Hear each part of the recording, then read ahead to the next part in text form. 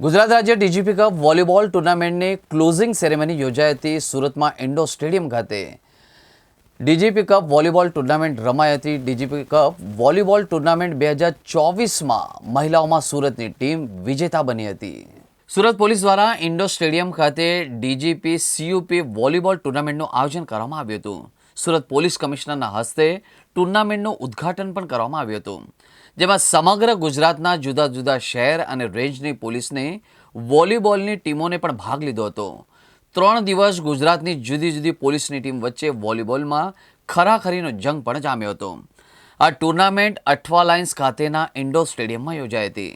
સુરતમાં યોજાયેલી DGP CUP volleyball ટુર્નામેન્ટમાં ગુજરાતના જુદા જુદા શહેરની પોલીસ અને રેન્જની પોલીસ ટીમોએ ભાગ લીધો હતો. ઇન્ડોર સ્ટેડિયમમાં આવનાર 3 દિવસમાં ટુર્નામેન્ટ ચાલી રહી હતી. ડીજીપી કપ વોલીબોલ ટુર્નામેન્ટ 2024માં મહિલાઓમાં સુરતની ટીમ વિજેતા બની હતી.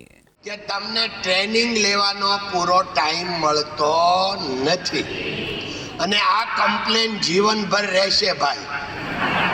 કેમ? તો પોલીસનું કામ છે અમારું રક્ષણ કરવાનું.